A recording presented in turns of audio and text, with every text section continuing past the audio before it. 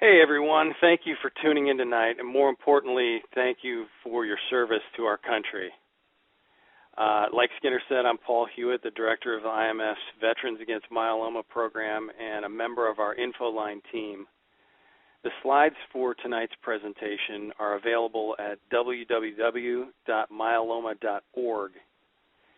The teleconference is being recorded and will be available for replay on our website more than likely tomorrow, but certainly by Monday. So tonight for our Veterans Against Myeloma teleconference, we are pleased to introduce to you our esteemed speaker, Raymond Gustafson. Ray holds a Bachelor of Science degree from Austin Peay State University and attended Rutgers University. He's a retired He's retired from the VA regional office in St. Petersburg, Florida, where he was a rating specialist on the appeals team. Raymond is the author of a historic novel, A Thirst for War. He's currently at work writing a new thriller based on a visit to the Chartres Cathedral, and actively also working on a self-help book for veterans seeking benefits from the Department of Veterans Affairs. He's a member of Vietnow and a contributing editor to their publication. We'd like to thank our teleconference sponsors tonight, Lejeune and Takeda. And now with that, I welcome Raymond Gustafson. Good evening, everybody. It's a pleasure to be here tonight over in Florida. And I'll just go to the second slide. We're talking about multiple myeloma and VA benefits. Slide number 2. Benefits for multiple myeloma are based on any of the following qualifiers: exposure to radiation and or Agent Orange. Note these are for service-connected claims. I'll talk about the non-service-connected pension, which is an income-driven benefit at the end of the presentation. I also want to note that there are some 2.4 million veterans exposed to Agent Orange. However, this figure may be much higher because anyone had, quote, boots on the ground, quote, qualifies. That means I don't know how many were in, but it's quite a bit. Now we'll go to the next slide. It's multiple myeloma and radiation, and this is pretty much self-explanatory. The quotation, the 38 CFR, that's a reference to the Code of Federal Regulations, applicable law or laws for this particular item. Okay, now we'll go on to the next item, which is the additional locations.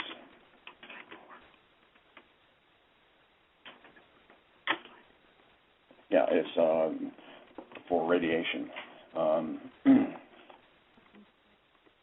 Okay, the first one I'd like to talk about is the Fukushima nuclear accident.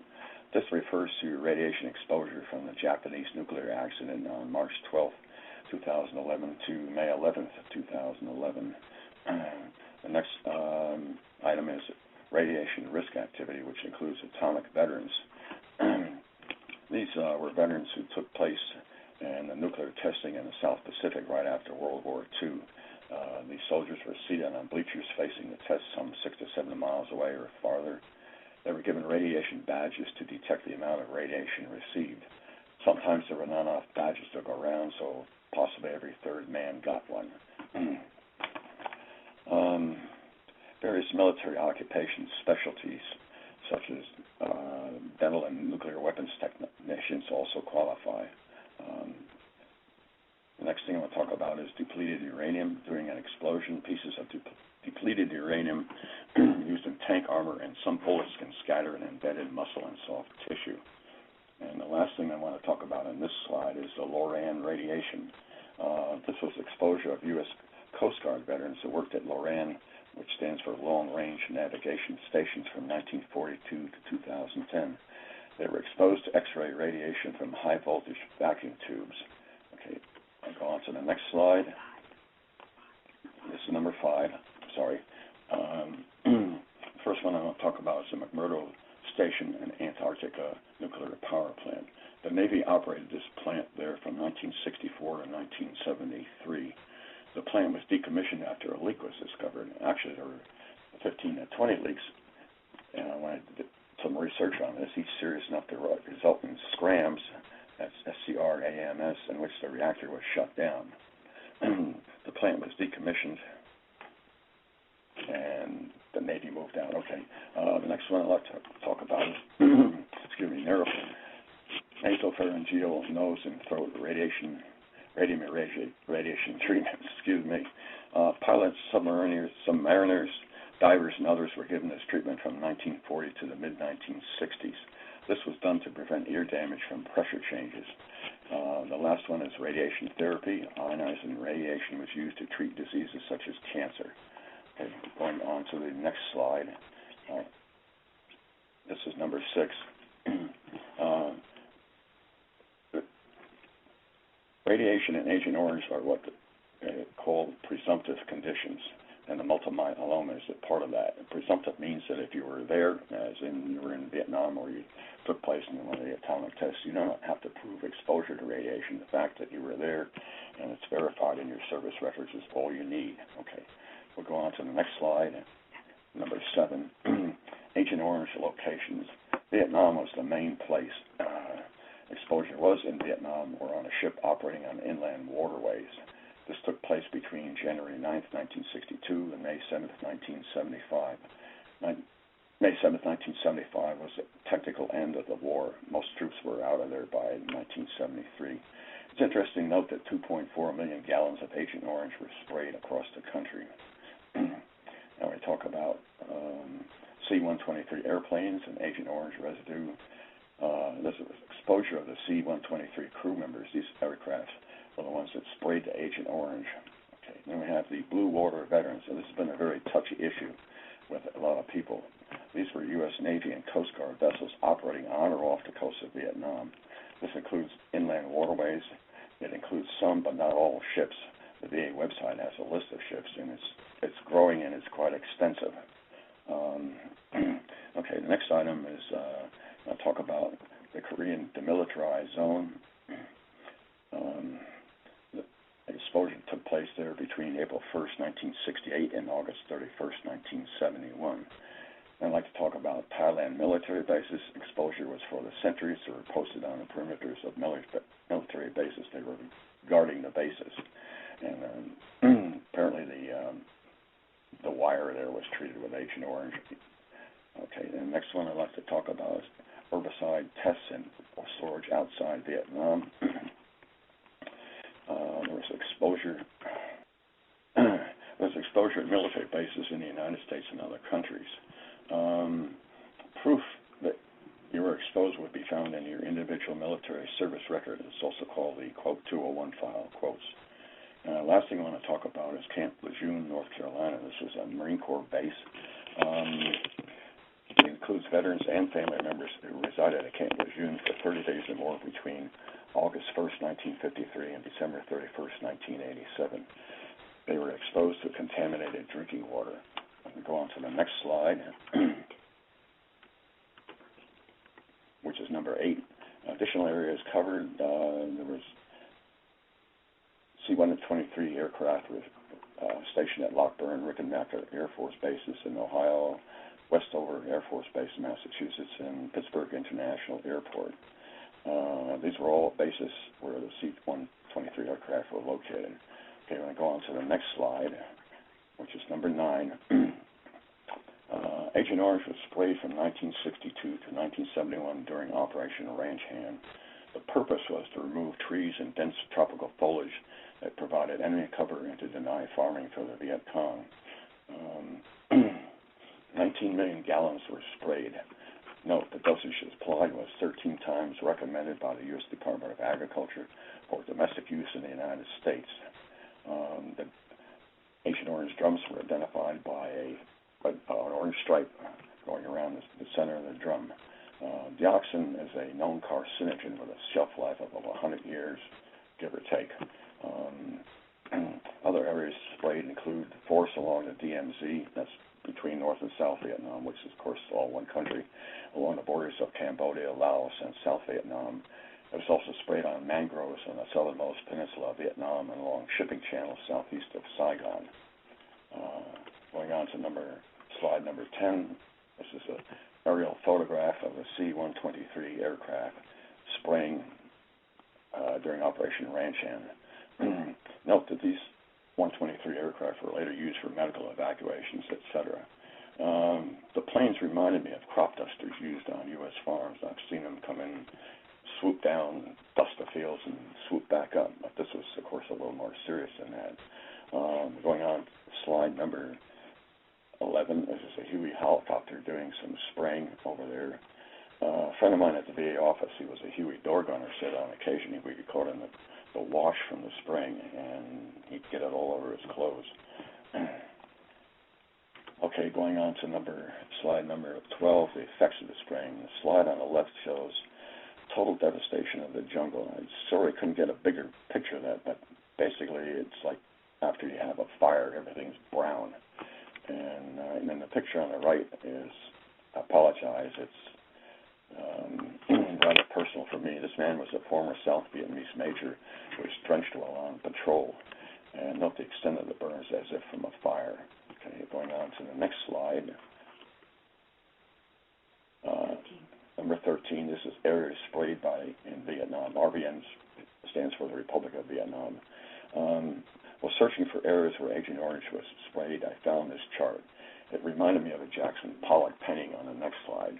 Jackson Pollock, if you remember, would take an open container of paint and throw it onto the canvas and let it dribble down, and he became quite famous doing this. Okay, we're going on to the next slide. There's a picture of a Jackson Pollock painting, and you can see the contrast between the area sprayed in Vietnam and this picture. Okay, going on to slide 15. This is a picture of some Agent Orange victims in South Vietnam. Note the many deformities. For example, the child the nurse is holding has no eyes. The boy in the wheelchair, his legs, one appears longer or shorter than the other. There's a child in the back in the center the nurse is holding. He has a very pointed head. These are all common manifestations of the spraying, and it's still going on over there, and we're working with the South Vietnamese government trying to clean this whole thing up. Okay, going on to the next slide, number 16, filing a claim for multiple myeloma. Agent Orange and or radiation will apply for all of that. What you need to do is submit current medical evidence in the form of either a doctor's or hospital report showing you have multiple myeloma. If you do not have a current medical report, the VA will send you a release form. That's the VA form 4142, where you may list your doctor's name and address. You return the form to the VA, and they will send it out to obtain the necessary medical report. Failure to return the form from the doctor relieves the VA of any any obligation to secure your private medical records. The Veterans Administration Medical Center or service hospitals, there is no limitation. In other words, the VA is obligated to obtain these records whether they're in storage at a FARC, that's a Federal Archives Record Center, other government facilities. Sometimes the store is a bit bonkers trying to obtain them. The last thing is the radiation. For radiation only is the dosimetry readings. The VA will send out for dosimetry readings and participation information from the Defense Threat Reduction Agency, that's DTRA. Radiation badges were worn by the men witnessing atomic tests. Sometimes there was a shortage of badges, thus every third man got one. This means we had to look through the records to find other men who were there to get an idea. Okay, I'd like to go on to slide 17. All right, did that. Reading process. That's 8. Excuse me. Okay. Once all the information is gathered, the medical reports, the hospital reports, your service medical records have been reviewed by the rating specialist. You'll be scheduled for an examination, and what to expect. You go to the VA outpatient clinic or the VA hospital, and you'll sit down and talk with a doctor about their multiple myeloma. He'll ask you questions about it. He'll do any necessary tests, and then he'll write a report, giving his diagnosis. This report is forwarded to the regional office where a rating specialist, such as myself, would handle it. We transfer the information onto a code sheet, and we cut an award from 0% to 100% or use a denial. DC 7712 is what's called a diagnostic code. It's a new code. It's come up to be used for multiple myeloma. It was just proposed August 15th of this year, I believe, and published in the Federal Register, and the VA is waiting for the mandatory public opinion process to end on that. Okay, and your letter you'll get from the VA, it'll have, of course, all the information pertinent to what your claim is, and then also have a appeal slip, which is called a VA Form 4107. Okay, and the next slide is number 18. There's a time limit on denials, and this is extremely important. An appeal must be filed within 1 year of your VA denial letter.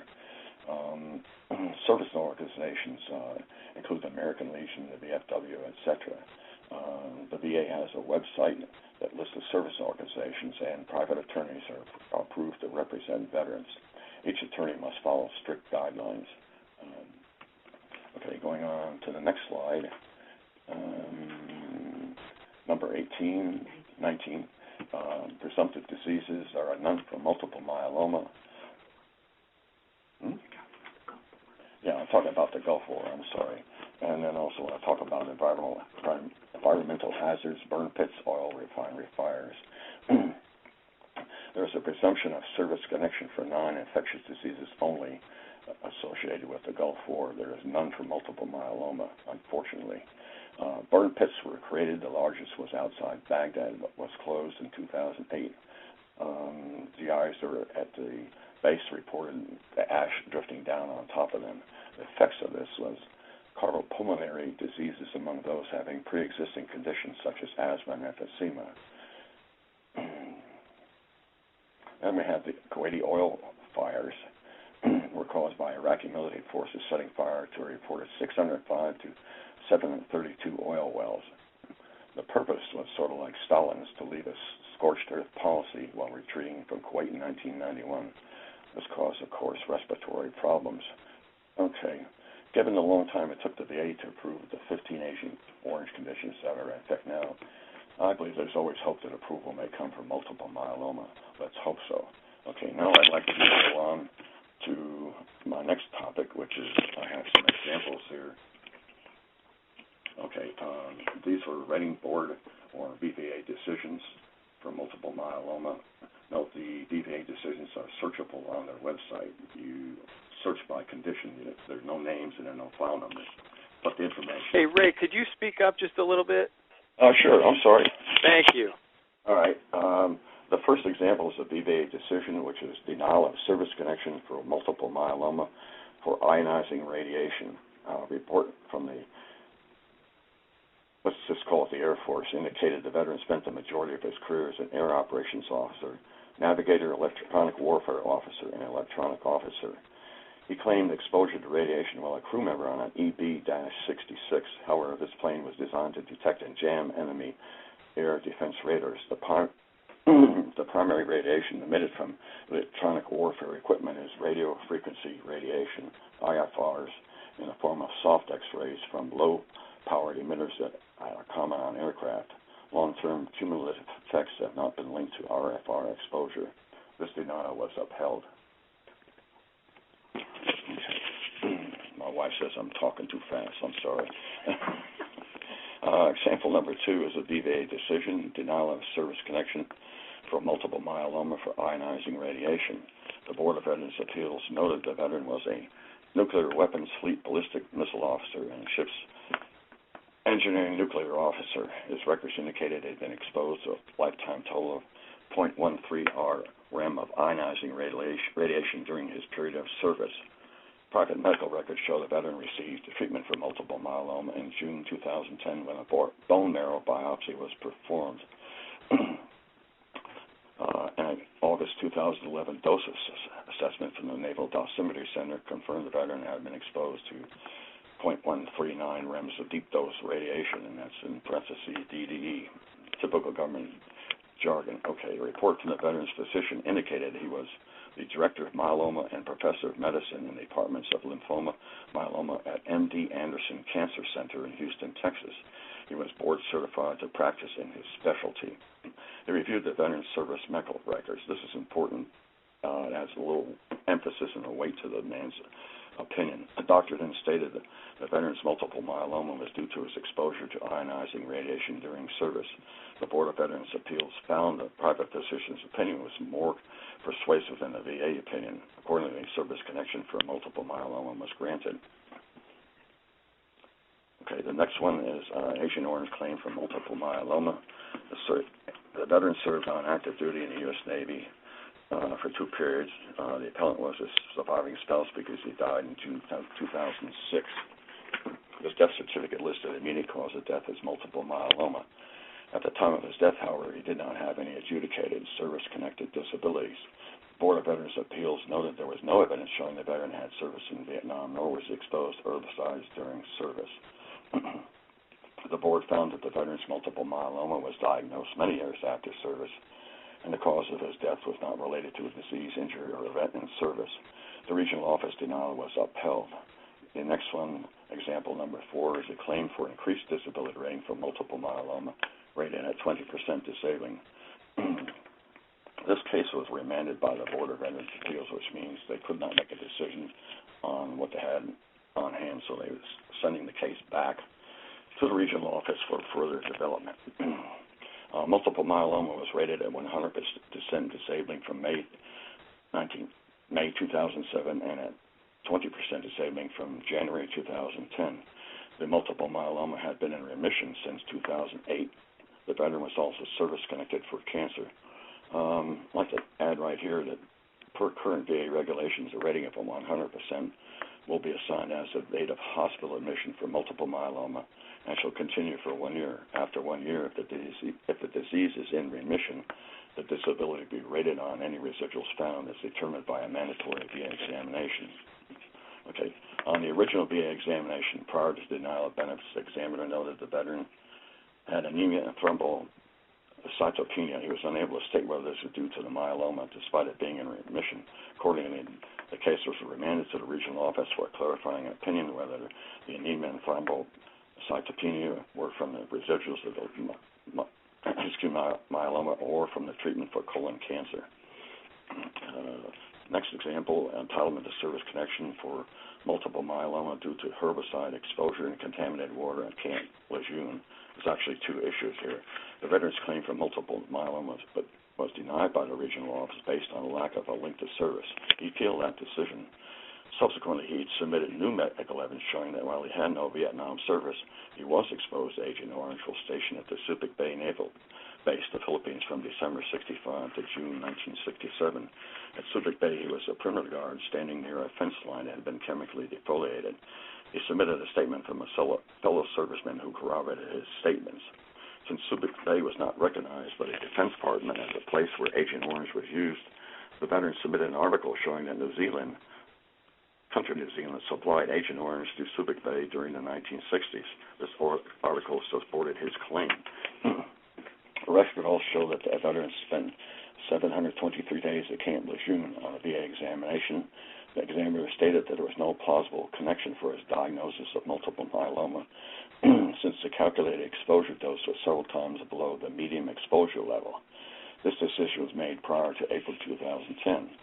In April 2010, the VA acknowledged that persons residing and working at Camp Lejeune were potentially exposed to contaminated drinking water with volatile organic compounds. Effective September 24, 2014, the VA amended its regulation to pay benefits for multiple myeloma. Subsequently, the board determined service connection was in order for multiple myeloma. Example number 6, this is a denial of service connection for multiple myeloma from Agent Orange. A report from the Air Force Historical Research Agency indicated that Veterans Unit, the 42nd TEWS, that's capital TEWS, which stands for Tactical Electronic Warfare Squadron, operated from Thailand, not Vietnam. Since the veteran had no Vietnam service, the Board of Veterans affirmed the denial of this claim. No, one of the last cases I rated was for an Air Force navigator stationed in Thailand. His service record showed no service in Vietnam. I was getting ready to deny the claim when I looked into his service medical records and found a sick hole entry at an air base in Vietnam. I immediately granted the claim. The last example is Oh, yeah, because he had boots on the ground. That was the main thing. Okay. Denial of service connection for multiple myeloma. The veteran said he participated in atmospheric nuclear testing while in Yokohama, Japan. He further contended he was taken from Yokohama to Hiroshima, where he witnessed an atmospheric nuclear test. However, in conjunction with a prior appeal, the Defense Threat Reduction Agency, DTRA, confirmed on multiple occasions the veteran was not exposed to radiation and did not participate in radiation risk activities at any time during service. DTRA also confirmed, I think they're trying to rub it in here a little bit, also confirmed that the veteran's total in-service radiation dose was 0.0 rem. They stated no atmospheric testing was performed in Japan. Rather, the only testing took place in Bikini Atoll, Marshall Islands, from July 1st to August 31st, 1946. This was more than 2,000 nautical miles from Hiroshima. I want to make a point here. There's no diagnostic code for multiple myeloma found in the rating schedule. Thus, multiple myeloma is rated analogous to the body part affected. That is, if you have cancer, then it's tied in with that. There's also, I mentioned before, I want to talk about entitlement to non-service connected pension. There's no evidence of in-service treatment for multiple myeloma. You may qualify for non-service connected pension and receive benefits based on your income. Example, you have multiple myeloma rated at 100%, but no connection to radiation or age tolerance. This will qualify you for a pension. Of course, you must be unemployed. Okay, this concludes my presentation. Okay, I'd like to open it up for questions.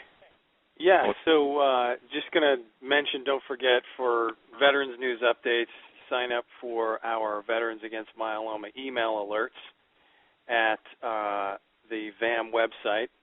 Also, if you have questions about myeloma, please visit the IMF's website at myeloma.org or call the IMF hotline at 800-452-2873.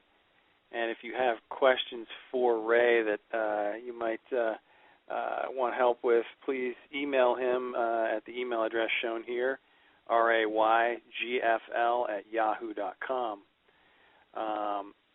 So, yes, let's open it up for questions now. And our first question comes from the line of Robert Bobroff. Hello. Actually, I'm Robert Bobroff's wife, and I'm standing in for him tonight. I have a question because we're at the very beginning of this process. My husband was a Camp Lejeune vet stationed there for advanced combat training for 3 months during December 1960 through February of 1961.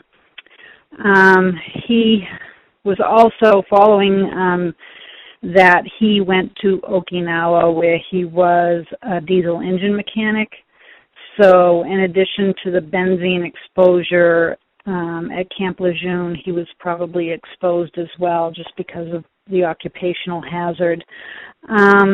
He has been diagnosed with 2 types of cancer, transitional cell carcinoma of his bladder, which was about 20 years ago, and most recently last December with multiple myeloma. A few weeks ago, I tried to contact a VSO officer. I had found out about Camp Lejeune, knew nothing at all about it. He knew nothing at all about it, and somebody just happened to ask him where he was stationed, and he told them, and they said, guess what, that multiple myeloma is coming out of, that area, and told us why, and investigating, we're a little shocked to find out. Gary Ensminger, who was one of the people who sort of brought all of that to light at Lejeune, said that we might get a VSO officer to help us with filing a claim. Unfortunately, the VSO officer said the VA has not service-connected multiple myeloma to Lejeune, but actually it looks like a man named Paul Buckley of Hanover, Mass. And 2 other soldiers were granted service-connected disability awards and special compensation. And I guess what I'm wondering is, how do we find someone to help us with this? And do you know anything about what what might be considered presumptive status in relationship to Camp Lejeune. And do you have any advice that you can give my husband as far as ratings and all that? We don't understand the rating system at all, and not quite sure how we need to handle this and who we should go to help us handle it. Okay, I'm sorry for his condition. That's very tragic. You might want to contact somebody at the VA regional office where you live. What state do you live in? We live in New Hampshire. Unfortunately, that's the thing. I did contact an officer there, and he really wasn't very helpful at all. He didn't know anything at all about Camp Lejeune.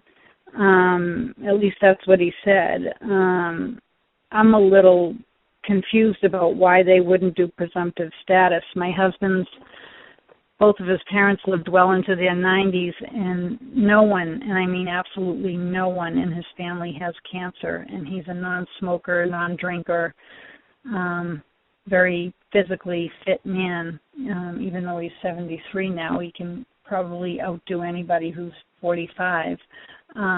So the question then remains, where are we going to go with this, and how do we, if he's still in relatively good health, and by that I mean he has issues, obviously, with the multiple myeloma, but it's not really stopped him from working yet. If we file a claim, how does that rating system work in the beginning when somebody is relatively still in the beginning of the disease and the disease hasn't progressed yet to critical point, but it obviously will? So how does that work? You'll file a claim VA form 21-526. You can find the form on the VA website, and you can file a claim right on the website. What you need to do then is you can wait for them to respond, or you can start sending in copies of your doctor's reports. I would let the thing go through the whole process, let the VA rate the case. Be quite honest with you, but a lot of times the problem is not all of the VA offices are up to date on what's going on. We had a problem in our office, not to get into a lot of detail, but we finally had to have a big meeting and got everybody on the same page. So what you can do is file a claim and send in the medical reports. They'll probably schedule your husband for a VA examination. They'll do the rating, and then you'll get the letter, either denial or approval, and then you should appeal the decision immediately. Don't wait. And as soon as it gets into the appellate process, they'll send you what's called a statement of the case, which outlines the reasons why the claim was denied. Then they'll ask you if you want to have a hearing with the Board of Veterans Appeals officer up in Washington, D.C., or a travel board, or you can have it done by review, and what they call a DRO, that's a decision review officer in the regional office. Well, I mentioned this sort of as a long-winded diatribe on here, because the DROs are just cert teams. They know what's going on, or they should know what's going on, and then they should give what's called a de novo review of your case. And I think you'll be all right just filing the claim. What kind of a review is that, Ray? It's called a de novo review. They go back and they look at everything from the beginning, like you're rating the case for the first time. Gotcha. We've found quite a few mess-ups in our rating system when it's going that route, and I think it's very handy to have it. You might shop around for another service officer, VFW, American Legion, and Vietnam Veterans of America, and there are other ones out there. You can look those up on the VA website. They'll give you a complete list. There was some problem with the thing in Okinawa, and I think they're still debating that, about the exposure to Agent Orange, which you mentioned your husband here. I would just pursue the thing and don't drop the ball on it. Just do everything that the VA wants you to do, and then eventually it'll work itself out. Because I've got a letter right here. It was dated August 3rd, 2015. It expanded its review at the Marine Corps base up in Camp Lejeune. Does that answer your question? Yeah, I guess I know that Gary Ensminger had mentioned that probably there will be a presumptive status. But then even if that turns out, that's so, and say a few months down the line or whatever, they say, okay, Camp Lejeune vets who were, here at a certain time have automatic presumptive status if they, contract those diseases. The question is, and I guess this is what we're the most worried about, is how do we, if they say, well, you don't really have, because you're currently heading into remission, you're not technically disabled, how do they work it so that, once your disease gets to progressive point, do you have to reapply, or do they automatically acknowledge that, at some point in time you're just going to go downhill and you're not coming back? How do they work that? And how to figure out special compensation for soldiers who are in these positions where they get cancer and they may be functioning at one point, but at another point they're not going to be, or they're going to be adversely affected, so they can't work. Okay, well, if your husband becomes hospitalized for the multiple myeloma, the VA will, assuming they've approved a claim, they will grant him 100% disability for 1 year, and then they'll take him in for an examination to determine if there are any residuals from it. And if they still got it, they'll continue it for another year, so this could go on for quite a while. The thing with myeloma is, too, that it is a treatable condition, but there's no cure. So one can, if one's diagnosed with active disease, they begin treatment and go into remission. We know eventually that remission will end and they'll relapse. And so it's an ongoing cycle of treatment, and then also in the last 5 years, maintenance therapy has become sort of the MO for patients after a stem cell transplant, or even induction therapy with other drugs, where they will be on a lower dose of that drug from now until question mark. So it's, right, and that's what he's on. Yeah, so it lends itself to some ambiguity that I think would warrant some clarification on the VA's part. And that's why it's getting really fuzzy, because then we're trying to sort of, my husband's trying to figure out, well, are they going to just deny me because I am technically at the moment working, so therefore they're not going to consider me disabled even though I'm undergoing treatment, and even though I'll continue to undergo treatment. And obviously there are residuals. His back was broken by a tumor, so his back is not 100%. He is limited in terms of what he can do physically, even though he's a very strong man.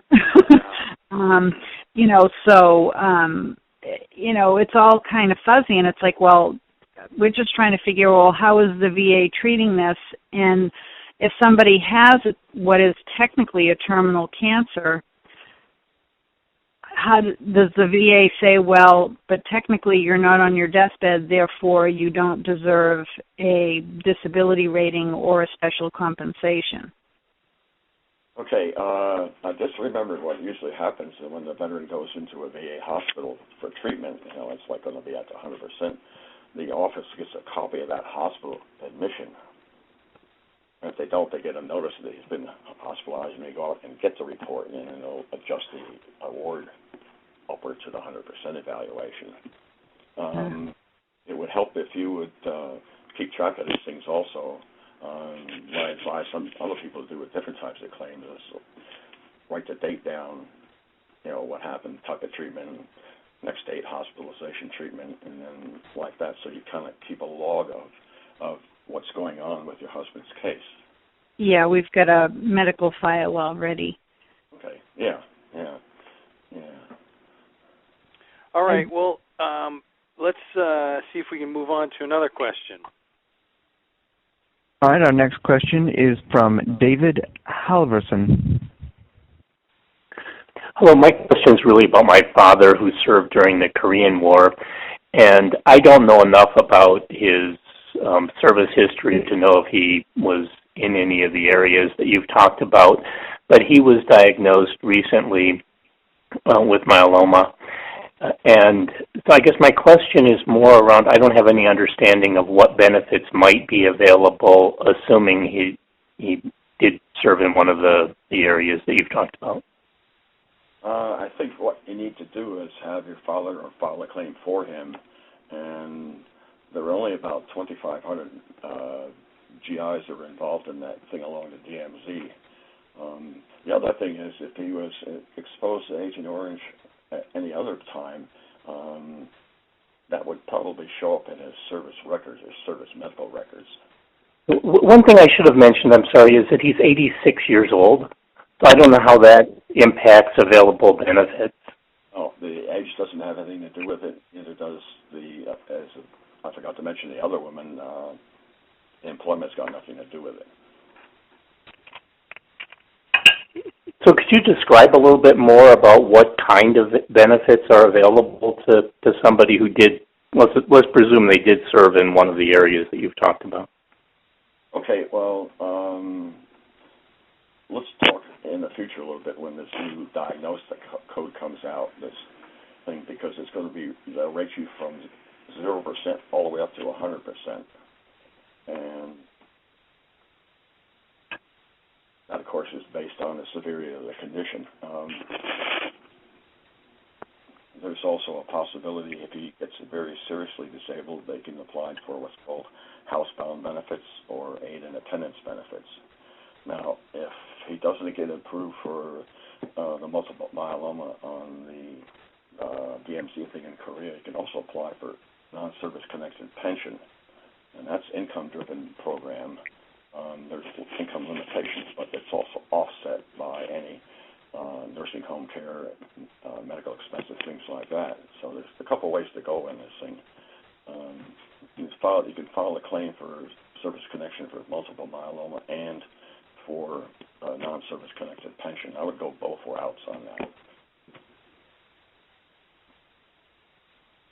Okay. And our next question comes from the line of James Miller. Good evening. Oh, how you doing? How you doing? Just a little two-part question. One is, I assume what they would consider a blue water veteran. I served aboard the USS Blue Ridge once in the Gulf of Tonkin prior to the Paris Peace Accord and then during the evacuation.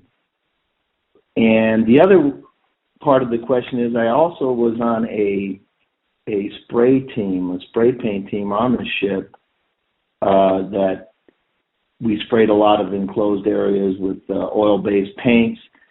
And I believe at one time I talked to Dr. Duran. He thought that that's, a possible link also. Would any of them two, you think, be a qualifying factor? I'm not sure about that. Oh, sorry, I'm not sure. I'm getting an echo here. About the spray painting. VA website. Listen, page after page of the ships and where they were docked, or what they were doing off the coast. So that would you could probably find that on there. You find your ship on it. Just go in and do a search for it, and that should get you the information you need.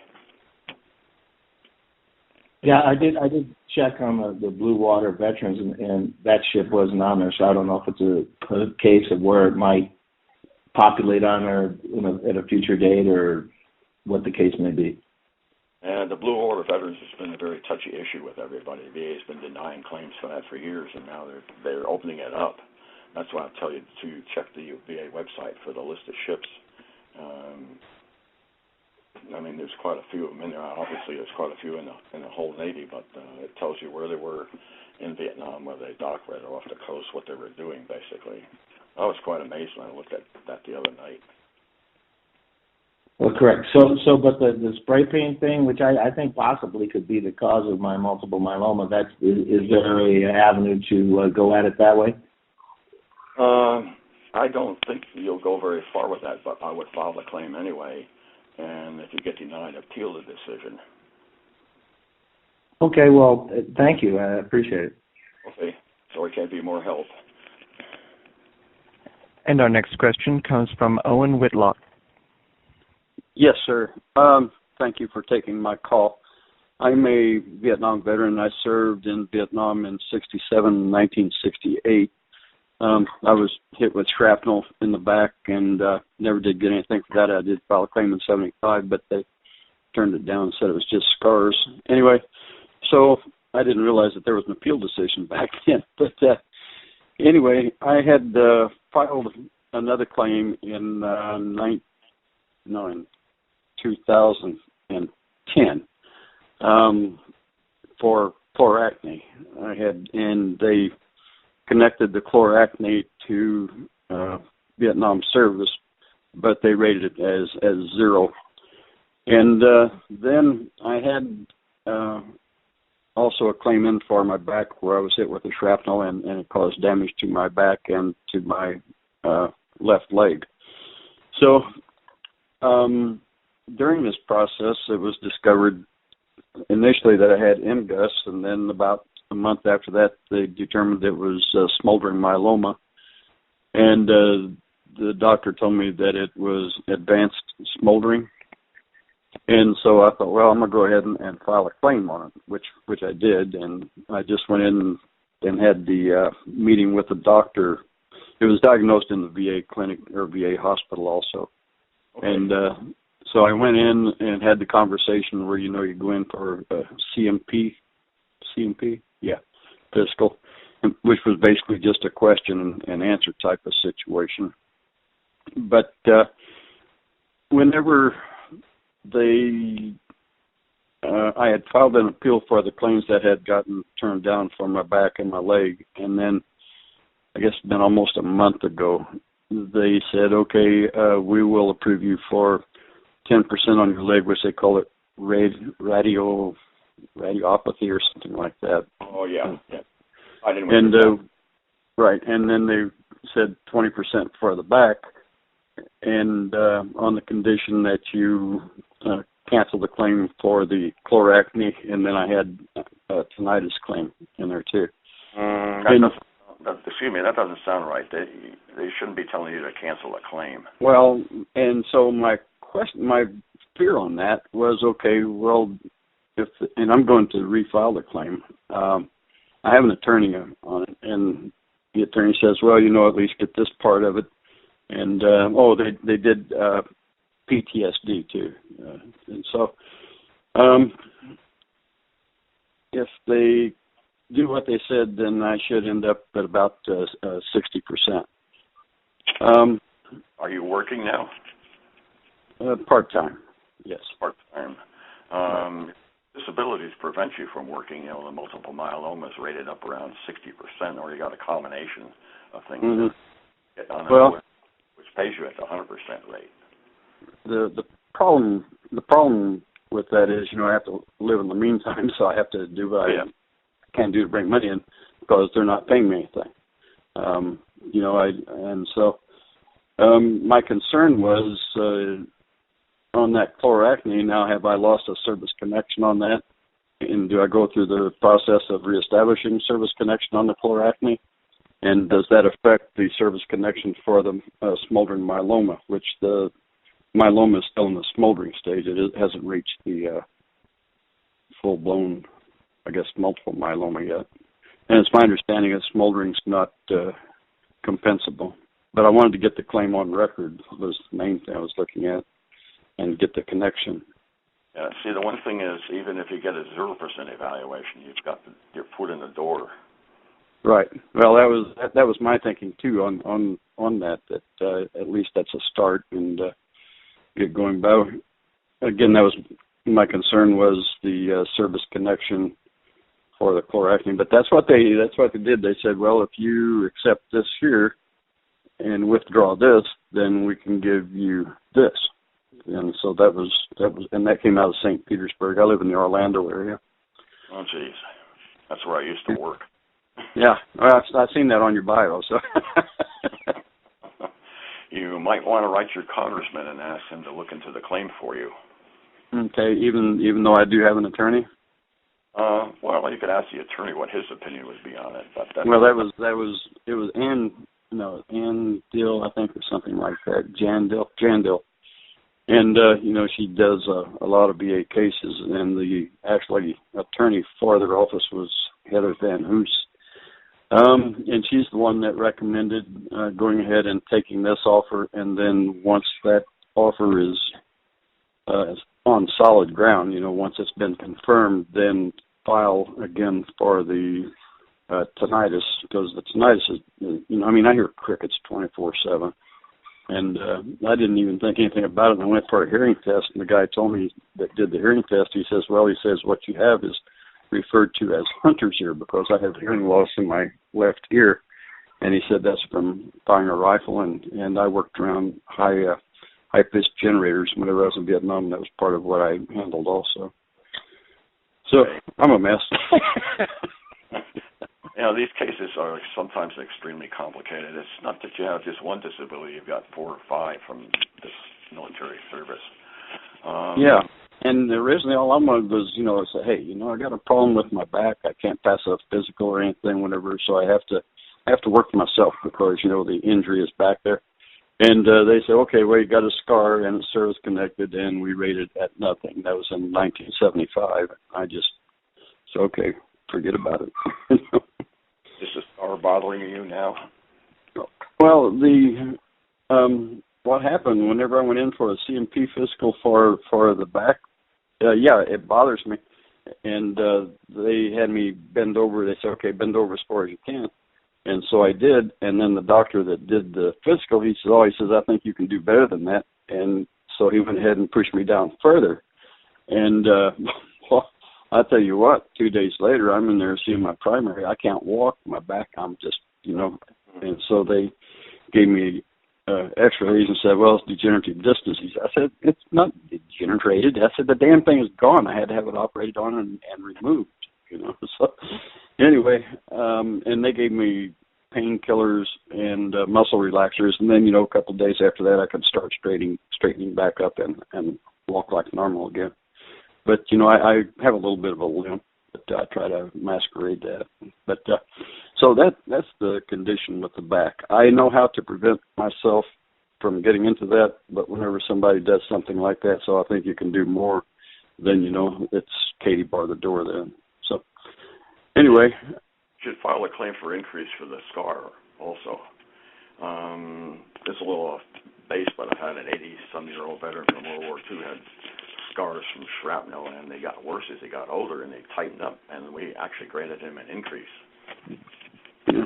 I have, what it is there on my back, and I have a little lump over toward the left side of just below the tailbone, but it's almost like some kind of a tumor there on my bone. They did a bone marrow, and fortunately, they didn't get into that area where that thing is located, but I made them aware of it, but it wasn't anything that doctors seemed too concerned about.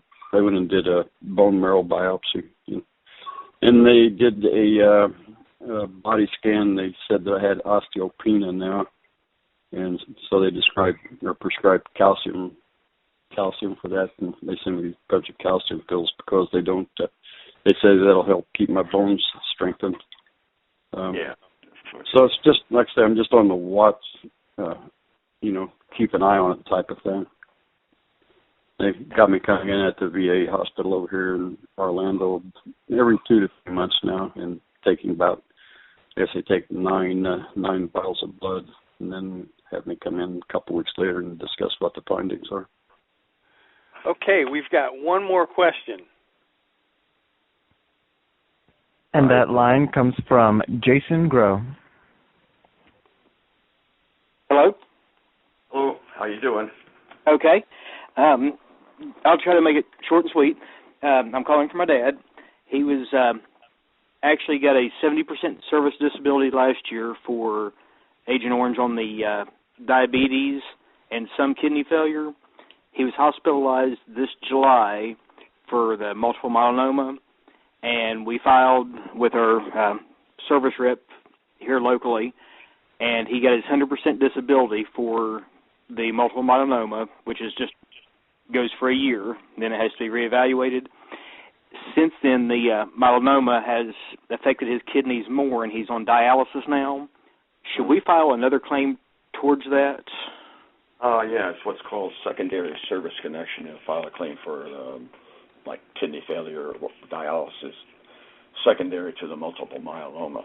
That would be something to think about in the regional office there, and we'll have to address the issue. Okay, we just didn't know if we needed to file since he was at 100% right now, or... Yeah, but see, that's a temporary evaluation. You want to make sure he's covered at the end of that year.